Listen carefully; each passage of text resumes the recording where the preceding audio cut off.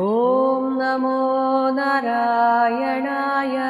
ഓം നമോ നാരായണായ. ഓം നമോ നാരായണായ. ഓം നമോ നാരായണായ. ഓം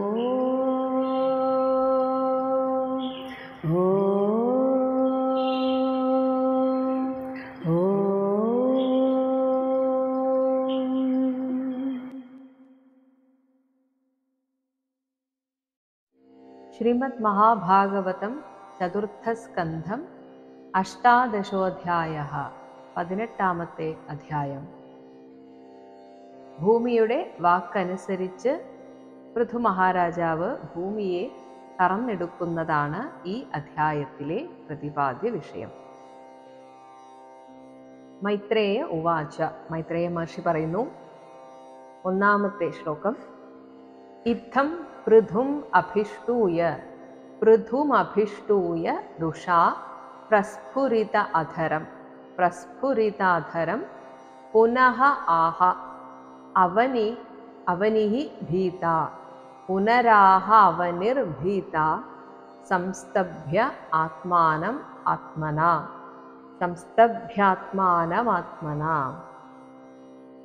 രുഷാ കോപത്താൽ പ്രസ്ഫുരിത അധരം വിറയ്ക്കുന്ന ചുണ്ടോടുകൂടിയ പൃഥുവിനെ ഇത്തം നേരത്തെ കഴിഞ്ഞ അധ്യായത്തിൽ പറഞ്ഞ പ്രകാരമുള്ള സ്തോത്രങ്ങളൊക്കെ ചെയ്ത് അഭിഷ്ടൂയ സ്തുതിച്ചിട്ട് ഭീത ഭയം പൂണ്ടിരിക്കുന്ന അവനിഹി ഭൂമിദേവി ആത്മാനം തന്നെ ഒന്നുകൂടെ തൻ്റെ മനസ്സിനെ ഒന്ന് അടക്കിയിട്ട് സംസ്തഭ്യ അടക്കിയിട്ട് പുനഃ ആഹ വീണ്ടും ഇപ്രകാരം പൃഥു മഹാരാജാവിനോട് പറയുകയാണ്.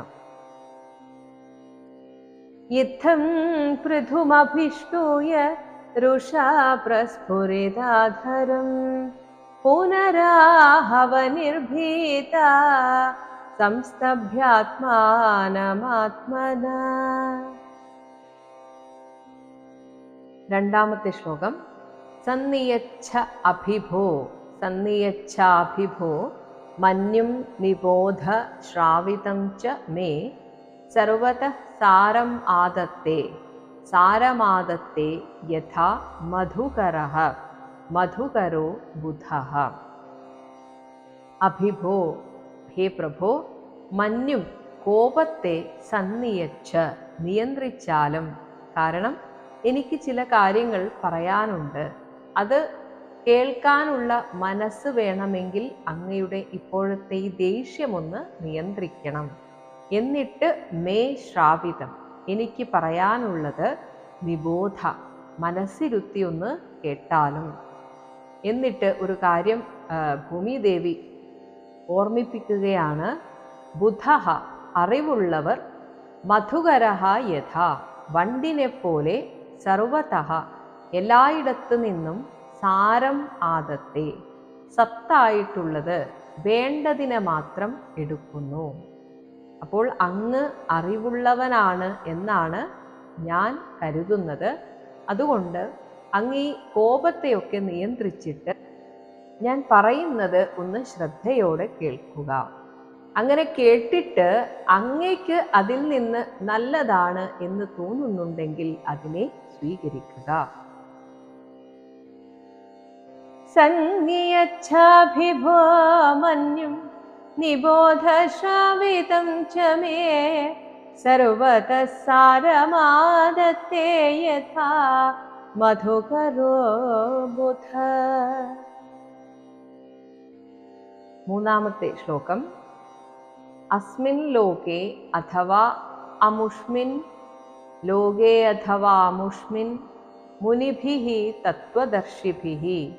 മുനിഭിസ്തത്വദർശിഭിः ദൃഷ്ടാഃ യോഗാഃ പ്രയുക്താശ്ച പുംസാം ശ്രേയഃ പ്രസിദ്ധയേ. അസ്മിൻ ലോകേ ഈ ലോകത്തിലായാലും, അഥവാ അല്ലെങ്കിൽ അമുഷ്മിൻ പരലോകത്തിലായാലും, പുംസാം ആളുകൾക്ക്, ശ്രേയസ് അഭിവൃദ്ധി. ഇവിടെ അഭിവൃദ്ധി എന്നതുകൊണ്ട് ധർമാർത്ഥ കാമ മോക്ഷങ്ങൾ അത് നേടാനുള്ള വഴികളാണ്. അതാണ് ശ്രേയസ്സിനെ നമുക്ക് തരുന്നത്. അങ്ങനെ ശ്രേയസ്സിനായിട്ട് പ്രസിദ്ധയെ, അത് സിദ്ധിക്കുവാനായിട്ട് യോഗാഹ, പല രീതിയിലുള്ള കാര്യങ്ങൾ തത്വദർശിഭിഹി, തത്വജ്ഞന്മാരായ മുനിഭിഹി, ഋഷികളാൽ ദൃഷ്ടാഹ, കണ്ടുപിടിക്കപ്പെട്ടിട്ടുണ്ട്. മാത്രമല്ല അത് വെറുതെ കണ്ടുപിടിച്ച് വെക്കുകയല്ല, തിയറി മാത്രമായിട്ട് പറഞ്ഞു വെക്കുകയല്ല, അത് ജീവിതത്തിൽ പകർത്തി അനുഭവസ്ഥരായിട്ടാണ് അവരതൊക്കെ പറയുന്നത്. അങ്ങനെ അവരാൽ പ്രയുക്താഹ ച, അവരാൽ പ്രയോഗിക്കപ്പെടുകയും ചെയ്തിട്ടുണ്ട്. അപ്പോൾ ഇവിടെ ആ കോപത്തെ ഒന്ന് നിയന്ത്രിക്കാനൊക്കെ ആയിട്ടുള്ള ഒരു ചെറിയ ഉപദേശ രൂപേണയാണ് ഭൂമിദേവി പൃഥു മഹാരാജാവിനോട് കാര്യങ്ങൾ സംസാരിക്കുന്നത്. അപ്പോൾ അങ്ങേക്കറിയാത്തതൊന്നുമല്ല, എങ്കിലും ഞാനൊന്ന് ഓർമ്മിപ്പിക്കുകയാണ്. ഈ ലോകത്തിലും പരലോകത്തിലും നമുക്ക് ശ്രേയസ്സിനെ തരുന്ന പുരുഷാർത്ഥങ്ങൾ സിദ്ധിക്കാനായിട്ട് എന്തൊക്കെ ചെയ്യണം എന്ന് നമ്മുടെ പൂർവ സൂരികളായിട്ടുള്ള മഹാന്മാരായിട്ടുള്ള ഋഷിമാരാൽ പറഞ്ഞു തന്നിട്ടുണ്ടല്ലോ. അവരാൽ അത് സ്വന്തം ജീവിതത്തിൽ പകർത്തപ്പെട്ട കാര്യങ്ങളാണ്. ഇതൊക്കെ അങ്ങേക്ക് അറിയാവുന്നതല്ലേ? അസ്മിൻ ലോകേ അഥവാ മുഷ്മിൻ മുനിഭിസ്തത്വദർശിഭിഃ ദൃഷ്ടാ യോഗാ പ്രയുക്താശ്ച പുംസാം ശ്രേയപ്രസിദ്ധയേ. നാലാമത്തെ ശ്ലോകം. താൻ ആതിഷ്ഠതി, താൻ ആതിഷ്ഠതി യഃ സമ്യക് ഉപായാൻ പൂർവദർശിതാൻ അവരഃ ശ്രദ്ധയാ ഉപേതഃ ശ്രദ്ധയോപേത ഉപേയാൻ വിന്ദതേ അഞ്ജസാ. പൂർവദർശിതാൻ, ഇങ്ങനെ നമ്മുടെ പൂർവീകരാൽ കാട്ടിത്തരപ്പെട്ട താൻ ഉപായാൻ, ആ ഉപായങ്ങളെ അവരഹ, ഇപ്പോൾ അജ്ഞാനിയായിട്ടിരിക്കുന്ന യഹ, ആരാണോ അയാൾ, സമ്യക്, നല്ല രീതിയിൽ, ശ്രദ്ധയോടുകൂടി, ഉപേതഃ, ശ്രദ്ധയാ ഉപേതഃ, ശ്രദ്ധയോടുകൂടിയവനായിട്ട്, ശ്രദ്ധ എന്നതുകൊണ്ട് ആ ചെയ്യുന്ന കാര്യത്തിൽ ഉള്ള വിശ്വാസം, ഞാനിത് ചെയ്താൽ പൂർവീകരായ ഋഷിമാർ പറഞ്ഞ ഫലം എൻ്റെ ജീവിതത്തിലും ഉണ്ടാകും എന്ന ശ്രദ്ധയോടെ, ആ വിശ്വാസത്തോടെ ആതിഷ്ഠതി, അനുഷ്ഠിക്കുന്നുവോ ആയവൻ, ഉപേയാൻ, ഈ പറഞ്ഞ ഫലങ്ങളെയൊക്കെ, ഇന്നത് ചെയ്താൽ ഇന്നത് ലഭിക്കും എന്ന് പറയുന്ന ആ ഫലങ്ങളെ അഞ്ജസാ വിന്ദതേ, അനായാസേന പ്രാപിക്കുന്നതാണ്. അപ്പോൾ ഋഷിമാർ പറയുന്ന വാക്കിൽ ആദ്യം വിശ്വാസം വേണം. പിന്നെ ഋഷിമാർ പറഞ്ഞതിനെ വെറുതെ വായിച്ചു പോയാൽ മാത്രം പോരാ. മന്ത്ര ഉപാസനയൊക്കെ നമുക്ക് ചൊല്ലി സിദ്ധി വരുത്താം. പക്ഷേ ജീവിതത്തിൽ പകർത്തേണ്ട ഉപദേശങ്ങൾ വെറുതെ വായിച്ചു പോയതുകൊണ്ട് പ്രത്യേകിച്ചൊരു പ്രയോജനവും ഇല്ല എന്ന് മനസ്സിലാക്കണം.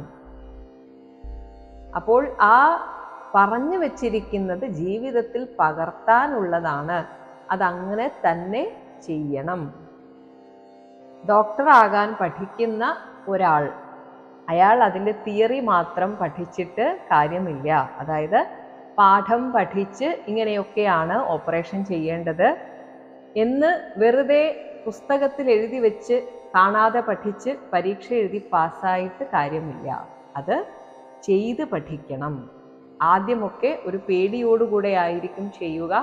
അതിനാണ് അത് ചെയ്ത് അനുഭവസ്ഥരായിട്ടുള്ള ആളുകളുടെ മേൽനോട്ടത്തിൽ ചെയ്യുന്നത്. അതിനാണ് നമുക്ക് ഈ മന്ത്രസിദ്ധിയൊക്കെ വരുത്താൻ ഒരു ഗുരുവിൻ്റെ സഹായം ആവശ്യമുള്ളത്. കാരണം ഈ മന്ത്രങ്ങളൊക്കെ പഠിച്ച് ചൊല്ലുന്ന സമയത്ത് നമ്മുടെ ശരീരത്തിനും മനസ്സിനും ജീവിതത്തിലും ഉണ്ടാകാവുന്ന ചില മാറ്റങ്ങളുണ്ട്. അത് നല്ലത് തന്നെ ആവണം എന്നില്ല. അസുഖങ്ങളുടെ രൂപത്തിൽ വരും, പല രീതിയിലുള്ള ചിത്തഭ്രമം പോലെയൊക്കെ വരാം. അപ്പോൾ ഇതൊക്കെ സസൂക്ഷ്മം വിലയിരുത്താൻ ഒരു നല്ല ഗുരുവിനെ സാധിക്കുകയുള്ളൂ. അതുകൊണ്ടാണ് മന്ത്രങ്ങൾ ഒരിക്കലും സ്വന്തം ഇഷ്ടപ്രകാരം ചൊല്ലി സിദ്ധി വരുത്തരുത് എന്ന് പറയുന്നത്. അതേസമയം നാമം ചൊല്ലാം. രാമരാമ, നാരായണ, നമഃശിവായ, ഇങ്ങനെയൊക്കെ ഏതെങ്കിലും നാമം എടുത്ത് നമുക്ക് ഇഷ്ടമുള്ള രീതിയിൽ ഇഷ്ടം പോലെ ചൊല്ലാം. പക്ഷെ മന്ത്രോപാസന ഒരു ഗുരുവിൽ നിന്ന് കിട്ടിയിട്ട് ഗുരുവിൻ്റെ മേൽനോട്ടത്തിൽ, അതായത് നമുക്ക് പിന്നീട് വരുന്ന പല പല സംശയങ്ങളും ആ ഗുരുവിനോട് ചോദിച്ച് അതിൻ്റെ ആ സംശയങ്ങൾ തീർത്തിട്ടേ മുന്നോട്ട് പോകാവുള്ളൂ. ആ ഗുരുവിന് അത് മനസ്സിലാകും എന്തുകൊണ്ട് ഇങ്ങനെ വരുന്നു എന്ന്. അപ്പോൾ ഇങ്ങനെ നമുക്കൊരു ഗുരുവിനെ കൂടിയേ തീരുള്ളൂ. അതേസമയം ഗുരുക്കന്മാർ പറഞ്ഞു വച്ചിട്ടുള്ള ജീവിതത്തിൽ പകർത്തേണ്ടതായ ചില കാര്യങ്ങളുണ്ട്. അത് നമുക്ക് ആ ഗുരുവിനെ മനസ്സാ ഗുരുവായി സങ്കല്പിച്ച് ജീവിതത്തിൽ പകർത്താവുന്നതാണ്, അങ്ങനെ പകർത്തേണ്ടതാണ്. അല്ലാതെ അത് വെറുതെ വായിച്ചു പോയാൽ പുണ്യം കിട്ടും എന്നൊന്നും ആരും ചിന്തിക്കരുത്. അപ്പോൾ അങ്ങനെ ആരനുഷ്ഠിക്കുന്നുവോ അവർക്ക് വളരെ വേഗത്തിൽ അതിൻ്റെ ഫലങ്ങൾ കണ്ടു തുടങ്ങുന്നതാണ്. താനാതിഷ്ഠതി യസ്സമ്യഗുപായാൻ പൂർവദർശിതാൻ അവരശ്രദ്ധയോപേത ഉപേയാൻ വിന്ദതേജസാ. അഞ്ചാമത്തെ ശ്ലോകം. താൻ അനാദൃത്യ യഹ അവിദ്വാൻ അർത്ഥാൻ ആരഭത്തെ യോ അവിദ്വാൻ അർത്ഥാൻ ആരഭത്തെ സ്വയം തസ്യ വ്യഭിചരന്തി അർത്ഥാഃ വ്യഭിചരന്ത്യർത്ഥാഃ ആരബ്ധാശ്ച പുനഃ പുനഃ. യഹ, അതേസമയം യാതൊരു അവിദ്വാൻ അറിവില്ലാത്തവനാണോ ഈ പറഞ്ഞതിനെ ഒന്നും തന്നെ താൻ അനാദൃത്യ ആദരിക്കാതെ അതിനെയൊക്കെ അവഗണിച്ചുകൊണ്ട്, ഇവരൊക്കെ പഴഞ്ചൻ ആളുകളാണ്, ഏതോ കാലത്ത് ഏതോ കാട്ടിൽ ഏതോ ഗുഹയിലൊക്കെ താമസിച്ച് എന്തൊക്കെയോ എഴുതി പിടിപ്പിച്ചത് ഞാൻ എന്തിനെൻ്റെ ജീവിതത്തിൽ പകർത്തണം എന്ന് വിചാരിച്ച് അതിനെ അവഗണിച്ച് നിങ്ങൾ ഓരോ കാര്യങ്ങളെ സ്വയം ആരഭതേ, സ്വന്തം ഇഷ്ടപ്രകാരം എനിക്കിങ്ങനെയാ ചെയ്യേണ്ടത് എന്നും പറഞ്ഞ് ചെയ്യാൻ തുടങ്ങിയാൽ തസ്യ അർത്ഥഃ, അവൻ എന്ത് ചെയ്യാൻ തുടങ്ങുന്നുവോ അതൊക്കെ തന്നെ അർത്ഥാഹ, കാര്യങ്ങളൊക്കെ പുനഃ പുനഃ, വീണ്ടും വീണ്ടും ആരബ്ധാഹ ച, അതായത് ഒരിക്കൽ തുടങ്ങി അത് ആകെ അബദ്ധത്തിൽ കലാശിക്കും. അപ്പോഴും ചിന്തിക്കില്ല ഞാൻ ഇതിനെയൊക്കെ അനാദരിക്കുന്നത് കൊണ്ടാണ് എനിക്ക് ഇങ്ങനെയൊക്കെ സംഭവിക്കുന്നത് എന്ന്. അതുകൊണ്ട് വീണ്ടും തന്നിഷ്ടപ്രകാരം തന്നെ തോന്നിയതുപോലെ ആരംഭിക്കും. അതാണ് ആരബ്ധാഹ ച പുനഃ പുനഃ, വീണ്ടും വീണ്ടും ഇങ്ങനെ ചെയ്യേണ്ടി വരും. എന്നിട്ട് പറയും എല്ലാം തടസ്സങ്ങളാണ്, ഒന്നും ശരിയാകുന്നില്ല. അതുകൊണ്ട് പറയുന്നു വ്യഭിചരന്തി, അത്തരം ആളുകളുടെ എല്ലാ കർമ്മങ്ങളും വഴിപിഴച്ചു പോകുന്നു. നമ്മുടെ ഋഷിമാർ ഓരോന്നിനും ഓരോ കണക്കും കാര്യങ്ങളും ചിട്ടകളും ഒക്കെ വെച്ചതിന് ഓരോ കാര്യമുണ്ട്. അവരത് ജീവിതത്തിൽ അനുഭവിച്ചറിഞ്ഞ സത്യമാണ്. ഒന്ന്, എന്ത് കാര്യവും എൻ്റെ കഴിവുകൊണ്ടല്ല ഇതൊന്നും നടത്തപ്പെടേണ്ടത്, ഇതൊന്നും നടക്കുന്നത്. ആ പ്രകൃതി ശക്തിയെ തനിക്ക് അനുകൂലമാക്കി തീർത്താൽ മാത്രമേ എന്ത് കാര്യവും തനിക്ക് അനുകൂലമായിട്ട് വരികയുള്ളൂ എന്ന ചിന്ത നമ്മിൽ ഉറപ്പിക്കാനാണ് ഓരോരോ ഉദ്യമത്തിനായിട്ട് ഓരോരോ കാര്യത്തിനായിട്ട് ഓരോ ദേവീദേവന്മാരെ അവിടെ പ്രതിഷ്ഠിച്ചു വെച്ചിരിക്കുന്നത്. അപ്പോൾ അവരെ നമ്മൾ ആശ്രയിക്കുന്ന സമയത്ത് അവരുടെ അനുഗ്രഹം തേടുക എന്ന് പറഞ്ഞാൽ ഈ പ്രകൃതി ശക്തിയുടെ അനുഗ്രഹമാണ് നമ്മൾ തേടുന്നത്. കാരണം ഈ പ്രകൃതിയാണ് ഇതൊക്കെ നടത്തിത്തരേണ്ടത്. അപ്പോൾ നമുക്ക് എന്ത് തടസ്സമുണ്ടെങ്കിലും ആ തടസ്സത്തെ നീക്കിത്തരാനായിട്ട് ഭഗവാന് ഒരു പ്രത്യേക അനുഗ്രഹം കൊടുത്തു വെച്ചിട്ടുണ്ട് വിഘ്നേശ്വരന്. അതുകൊണ്ട് ആ ഭഗവാനെ പ്രാർത്ഥിച്ചു തുടങ്ങുക. ഇങ്ങനെയൊക്കെ നമ്മുടെ പൂർവികർ പറഞ്ഞതിന് ചില കാരണങ്ങളുണ്ട് എന്ന് മനസ്സിലാക്കിയിട്ട് അങ്ങനെയൊക്കെ തുടങ്ങണം. അപ്പോൾ ഇവിടെ പറയുന്നത് നിരീശ്വരവാദികളായിട്ടുള്ള എല്ലാം എൻ്റെ നിയന്ത്രണത്തിലാണ് എന്നൊക്കെ ചിന്തിക്കുന്ന ആളുകളെയാണ് ഇനി അല്ല ഈശ്വര വിശ്വാസികളാണെങ്കിൽ പോലും വല്ലപ്പോഴും മാത്രം ക്ഷേത്രത്തിൽ ഒന്ന് പോയി തൊഴുതാൽ മതി എന്ന് വിശ്വസിക്കുന്നവർക്കും ഇത്തരത്തിലുള്ള അബദ്ധങ്ങൾ പറ്റാവുന്നതാണ്. അപ്പോൾ വളരെ ചിട്ടയായിട്ട്, എന്നാൽ അതൊരു അന്ധവിശ്വാസമാകാനും പാടില്ല. അതായത് ഏത് കാര്യവും ഇത് എൻ്റെ നന്മയ്ക്ക് വേണ്ടിയാണ് ഞാൻ ചെയ്യുന്നത്. ഒരു കൊച്ചുകുട്ടിയെ നമ്മൾ ഒരുക്കുമ്പോൾ ആ കുട്ടിക്കിപ്പോൾ എങ്ങനെ നടന്നാലും ഒരു പ്രശ്നവുമില്ല. ഒരു കുഞ്ഞിനെ സംബന്ധിച്ച് വസ്ത്രം ഉടുക്കാതെ അവൻ പുറത്തും പോകും, റോഡിലും ഇറങ്ങും. അതൊന്നും അവർക്ക് വിഷയമല്ല. പക്ഷെ എന്തിനാണ് നമ്മൾ ആ കുഞ്ഞിനെ ഒരുക്കുന്നത്? നമ്മുടെ സന്തോഷത്തിനാണ്. അല്ലാതെ ആ കുഞ്ഞിന് അതൊരു വിഷയമേ അല്ല. കുഞ്ഞിനെ പൊട്ടു തൊടുവിക്കുന്നതും പൗഡർ ഇടിക്കുന്നതും നല്ല ഉടുപ്പ്, അല്ലെങ്കിൽ ആൺകുട്ടികളാണെങ്കിൽ അവർക്ക് പറ്റുന്ന ആ വസ്ത്രം, ഇതൊക്കെ തിരഞ്ഞെടുത്ത് ഇതൊക്കെ നമ്മുടെ സന്തോഷത്തിനാണ്. ഇതേപോലെയാണ് ഈശ്വര ആരാധനയും. ഒരിക്കലും ചിന്തിക്കരുത് അവർ ശപിച്ചു, അയ്യോ അത് ദോഷമായോ, അങ്ങനെയല്ല. നമ്മുടെ സന്തോഷത്തിന് ചെയ്യുക. അങ്ങനെ ചെയ്യാതിരിക്കുമ്പോൾ നമുക്ക് തോന്നുന്ന ഒരു കുറ്റബോധമാണ് പിന്നീട് വരുന്നതിനെയൊക്കെ നമ്മൾ അതുമായിട്ട് ബന്ധപ്പെടുത്തുന്നത്. അതാണ് ഞാൻ പറഞ്ഞത്, അന്ധവിശ്വാസത്തിന്റെ ആവശ്യമില്ല. ചെയ്യാൻ പറ്റുന്നത് ഭംഗിയായി ചെയ്യുക. ഇനി ചെയ്യാൻ പറ്റുന്നില്ല എങ്കിൽ നമ്മുടെ അസൗകര്യം പോലും നമുക്ക് ഭഗവാനോട് പറയാം. എനിക്ക് ഇന്ന അസൗകര്യം ഉള്ളത് കൊണ്ട് എനിക്കിത് ചെയ്യാൻ പറ്റിയില്ല, ഭഗവാനെ ഞാൻ നാളെ ചെയ്യാം. അല്ലാതെ ഉടനെ ഭഗവാൻ അങ്ങ് ശപിച്ചു കളയും എന്നൊന്നും ചിന്തിച്ചേക്കരുത്. ഇതൊക്കെ നമ്മുടെ സന്തോഷത്തിന് വേണ്ടിയാണ്. നമ്മുടെ മനസ്സ് ഭഗവാനിൽ അർപ്പിച്ചുകൊണ്ട് എല്ലാം ഭഗവാന്റെ അനുഗ്രഹത്തിലൂടെയാണ് എനിക്ക് സാധിക്കുന്നത് എന്ന ആ ബോധം ഉറപ്പിച്ചു തരാൻ വേണ്ടിയിട്ടാണ് എന്തിലും നമ്മൾ ഭഗവാനുമായിട്ട് ബന്ധപ്പെടുത്തി, എന്തും ഭഗവാനുമായി ബന്ധപ്പെടുത്തി ചെയ്യുന്നത്. അതിനെ അന്ധവിശ്വാസമാക്കരുത്. അപ്പോൾ അവരെ അനാദരിക്കുന്നു എന്ന് പറയുമ്പോൾ പ്രകൃതിയിലുള്ള ആ ശക്തികളെ, ഊർജത്തെ നമുക്ക് അനുകൂലമാക്കി നമ്മൾ ചെയ്യുന്നില്ല എന്നാണ് അർത്ഥം. അല്ലാതെ അവർ ശപിക്കുന്നു എന്നല്ല അർത്ഥം. നമ്മൾ മുറിയിൽ ഒരു ഫാൻ ഇട്ടു, പക്ഷെ ഫാനിന്റെ ദിശ മറ്റൊരു സ്ഥലത്തേക്കാണ് നമ്മൾ അതിനെ കറക്കി വെച്ചിരിക്കുന്നതെങ്കിൽ അതിന് എതിർദിശയിൽ ഇരുന്നാൽ നമുക്ക് കാറ്റ് കിട്ടുകയില്ല. അതിനർത്ഥം ഫാൻ നമ്മളെ ശപിച്ചു എന്നല്ലല്ലോ. ആ ഫാനിന്റെ കാറ്റ് പോകുന്ന ദിശയ്ക്ക് വിപരീതമായിട്ട് നമ്മൾ ഇരുന്നത് കൊണ്ടാണ് നമുക്ക് കാറ്റ് കിട്ടാത്തത്. ഇതേപോലെ പ്രകൃതി ശക്തിയെ നമുക്ക് അനുകൂലമാക്കി തീർക്കാനാണ് പ്രാർത്ഥനയൊക്കെ. ആ അനുകൂലമാക്കി തീർത്തില്ലെങ്കിൽ കാര്യങ്ങൾ നടക്കില്ല. അത് വളരെ സിമ്പിളാണ്. താനനാദൃത്യയോ വിദ്വാനർത്ഥാനാരഭതേ സ്വയം തസ്യ വ്യഭിചരന്ത്യർത്ഥ ആരബ്ധാശ്ച പുനഃ പുനഃ. ഇങ്ങനെയൊക്കെ പറഞ്ഞ് പൃഥു മഹാരാജാവിന്റെ ശ്രദ്ധയെ താൻ പറയുന്നതിലേക്ക് കൊണ്ടുവന്നിട്ട് എന്തുകൊണ്ടാണ് താൻ ഈ പറയുന്ന രീതിയിൽ, അതായത് പൃഥു മഹാരാജാവ് കോപിക്കാൻ കാരണമായത് ഭൂമി വേണ്ട വിധത്തിലൊന്നും ഉത്പാദിപ്പിച്ച് തരുന്നില്ല എന്നതുകൊണ്ടാണ്. അതിനെന്താണ് കാരണം എന്ന് പറഞ്ഞു കൊടുക്കുകയാണ് 6ാമത്തെ ശ്ലോകം മുതൽ. പുരാ സൃഷ്ട ഹി ഓഷധയഃ ഹി ഓഷധയോ ബ്രഹ്മണാ യാ വിശാംപതേ ഭുജ്യമാനാ മയാ ദൃഷ്ട അസദ്ഭിഃ അധൃതവ്രതൈഃ അസദ്ഭിരധൃതവ്രതൈഃ.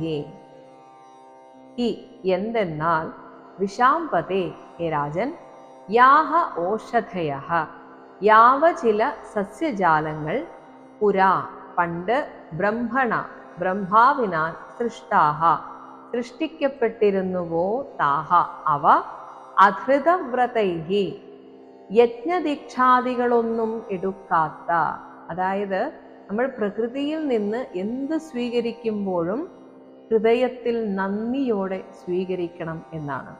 അതിനർത്ഥം ഇത്രയേ ഉള്ളൂ, ഇങ്ങനെ ഭക്ഷണം കഴിക്കാനുള്ള വക ഭൂമി കനിഞ്ഞു നൽകിയല്ലോ എന്ന നന്ദിയാണ് ഉള്ളിൽ വേണ്ടത്. അത് വെറുതെ വായ കൊണ്ട് ഒരു പ്രാർത്ഥന പോലെ ചൊല്ലിയിട്ടൊന്നും കാര്യമില്ല. ഹൃദയത്തിൽ ആ വിചാരം ഉണ്ടായാൽ മതി. ഭൂമി കനിഞ്ഞനുഗ്രഹിച്ചത് കൊണ്ടാണല്ലോ എനിക്കിങ്ങനെയൊക്കെ കഴിക്കാൻ സാധിക്കുന്നത്.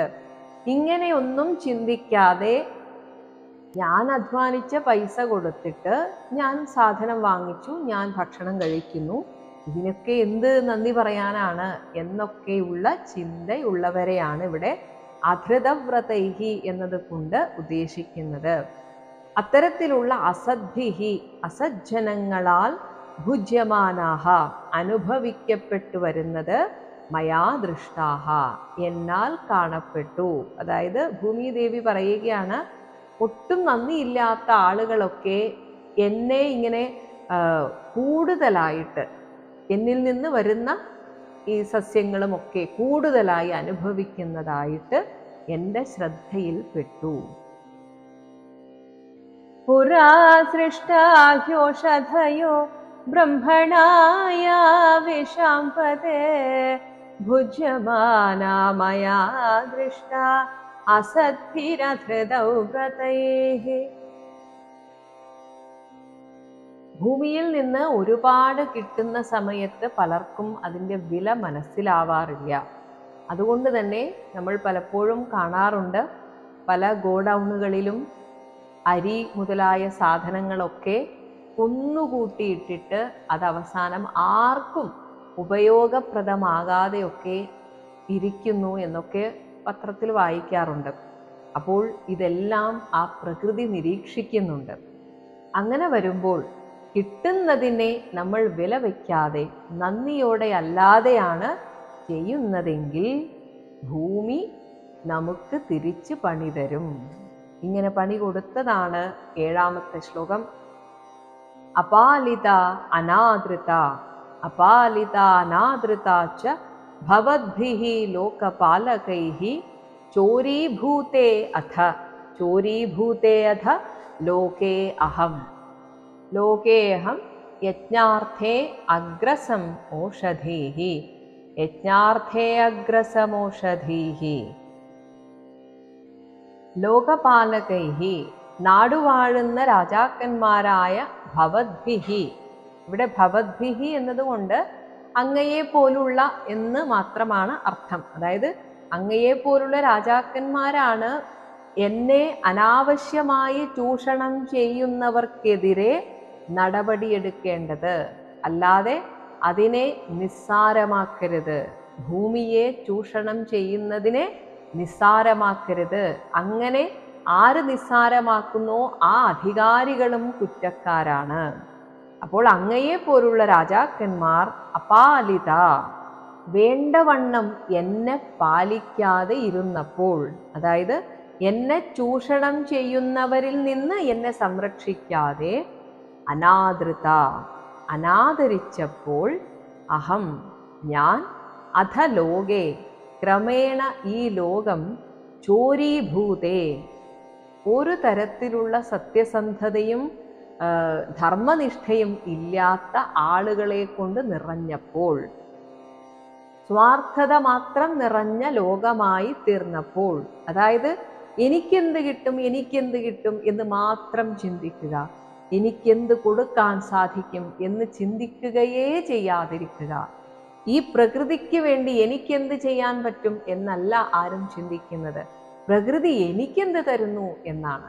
അങ്ങനെ ചൂഷണം ചെയ്ത് ഭൂമിയെ അഥവാ പ്രകൃതിയെ നശിപ്പിക്കുന്നവർക്ക് ഉള്ള ഒരു മറുപടിയായിട്ട് ദേവി പറയുകയാണ്, യജ്ഞാർത്ഥേ എൻ്റെ ഉള്ളിലിരുന്ന് അത് അങ്ങനെയെങ്കിലും അതൊരു യജ്ഞമായി തീരട്ടെ എന്ന് വിചാരിച്ച് ഓഷധീഹി സസ്യവർഗങ്ങളെ ഞാൻ അഗ്രസം എൻ്റെ ഉള്ളിലേക്ക് വലിച്ചു കളഞ്ഞു.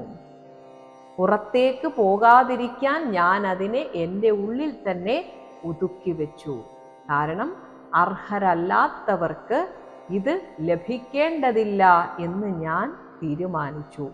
അനാവശ്യമായി എന്നെ ചൂഷണം ചെയ്യുന്നത് ഒഴിവാക്കാൻ എൻ്റെ ഓഷധികളെ അതിനെ പുറത്തേക്ക് പോകാതെ അതിനെ എൻ്റെ ഉള്ളിൽ അങ്ങനെ അടക്കി വെച്ചു. അപാലിതാനാദൃതാച ഭവദ്ഭിർലോകപാലകൈഃ ചോരീഭൂതേധലോകേഹം യജ്ഞാർത്ഥേഗ്രസമോഷധീഃ. പക്ഷേ പിന്നീടാണ് ഭൂമിദേവിക്ക് മനസ്സിലായത് വേണ്ടത് വേണ്ട രീതിയിൽ അപ്പപ്പോൾ ഉഴുതുമറിച്ച് കൃഷി ചെയ്ത് അത് പുറത്തേക്കെടുക്കണം.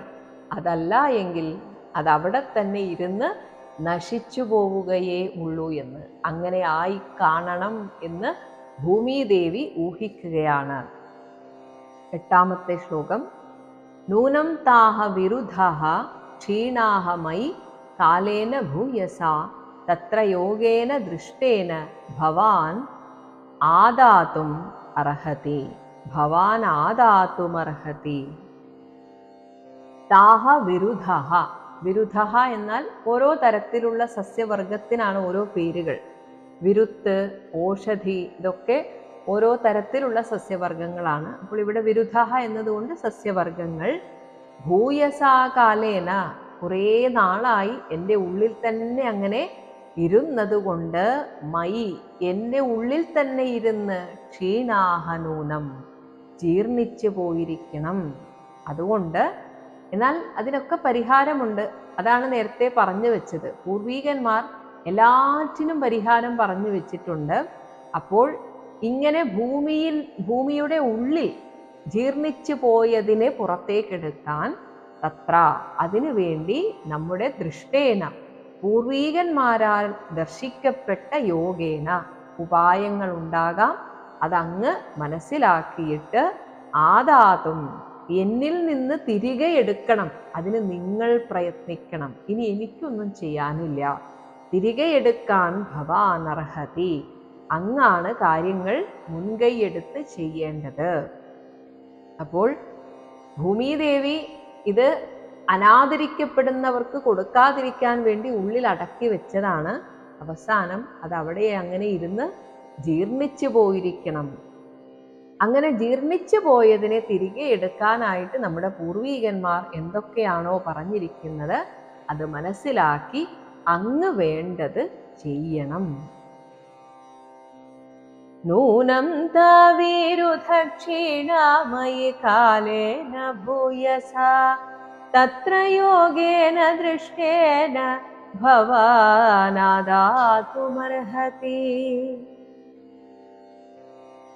അതിനുള്ള ഉപായവും ഭൂമിദേവി പറഞ്ഞു കൊടുക്കുകയാണ്. ഇവിടെ ഇപ്പോൾ ഞാൻ പശുവിൻ്റെ രൂപത്തിലായതുകൊണ്ട് എങ്ങനെയാണോ ഒരു പശുവിനെ കറന്നെടുക്കുന്നത് അതുപോലെ അങ്ങേക്കെന്നെ കറന്നെടുക്കാം. 9-10 ശ്ലോകങ്ങളിലായിട്ട് പറയുന്നു. വത്സം കൽപ്പയമേ വീര യേനാഹം വത്സലാതവ ധോക്ഷ്യേ ക്ഷീരമയാൻ കാമാൻ അനുരൂപം ച ദോഹനം. 10. ദോഗ്ധാരം ച മഹാബാഹോ ഭൂതാനാം ഭൂതഭാവന അന്നം ഈപ്സിതം ഊർജസ്വത് ഭഗവാൻ വാഞ്ചത്തെ യതി. ഹേ വീര, മഹാബാഹോ, പരാക്രമശാലിയായ അല്ലയോ ഭൂതഭാവന, ഈ ഭൂതങ്ങളെ മുഴുവൻ പാലിക്കാൻ നിയോഗിക്കപ്പെട്ടല്ലയോ ഭഗവാനെ, അങ്ങ് ഭഗവാൻ ഭൂതാനാം ഈപ്സിതം, ഈ ജീവരാശികൾക്ക് അവർക്ക് വേണ്ടുന്നത്, അവരെന്താണോ ആഗ്രഹിക്കുന്നത് അത്, ഊർജസ്വത് അന്നം, അവർക്ക് ബലപ്രദം ആയിട്ടുള്ള, അവർക്ക് അധ്വാനിക്കാൻ ആവശ്യമായ ഊർജത്തെ തരുന്ന അന്നം, ഭക്ഷണ പദാർത്ഥത്തെ വാഞ്ചതേ യതി, അങ്ങ് അഭിലഷിക്കുന്നു എങ്കിൽ അതെന്നിൽ നിന്ന് കറന്നെടുത്തുകൊള്ളുക. പക്ഷേ അതിനു വേണ്ടി അനുരൂപം വത്സം, തക്കതായ പൈക്കിടാവിനെയും അത് കറന്നെടുക്കാനുള്ള ദോഹനം ച, കറവ് പാത്രത്തെയും, ഇനി ദോഗ്ധാരം ച, ഒരു കറവുകാരനും വേണം. ഇതെല്ലാം മേ കൽപ്പയ, അങ്ങ് തയ്യാറാക്കിക്കൊണ്ട് നിർത്തുക. ഏന അഹം, ഇതെല്ലാം ഉണ്ടായാൽ, അതായത് അനുകൂലമായ സാഹചര്യം വരുമ്പോൾ, അഹം, ഞാൻ, വത്സല, അതിൽ സന്തുഷ്ടയായിട്ട്, അപ്പോൾ എനിക്ക് പാൽ ചുരത്താൻ തോന്നും. അങ്ങനെ ക്ഷീരമയാൻ കാമാൻ, ക്ഷീരസ്ഥാനീയങ്ങളായ അഭീഷ്ടങ്ങളെ, തവ ധോക്ഷേ, അവിടുത്തേക്ക് പൂർത്തീകരിച്ച് തരുന്നതാണ്. അപ്പോൾ എന്നിൽ ഇപ്പോൾ ഉറങ്ങിക്കിടക്കുന്ന എല്ലാ ഭക്ഷ്യവസ്തുക്കളെയും ക്ഷീരരൂപത്തിൽ അങ്ങേക്ക് ഞാൻ തരുന്നതാണ്. പക്ഷേ അതിന് അനുകൂലമായ ഒരു സാഹചര്യം അങ്ങ് ഒരുക്കിത്തരണം. ഒരു പശുക്കിടാവിന് വേണം, കറവക്കാരൻ വേണം, കറവ് പാത്രവും വേണം. ഇതെല്ലാം അങ്ങ് ഒരുക്കുകയാണെങ്കിൽ അങ്ങ് ആഗ്രഹിക്കുന്ന വിധത്തിൽ അങ്ങയുടെ പ്രജകൾക്ക് ഊർജത്തെ പ്രദാനം ചെയ്യുന്ന ധാന്യാദികളെ ക്ഷീരരൂപത്തിൽ ഞാൻ പുറത്തേക്ക് ഒഴുക്കിവിടുന്നതാണ്.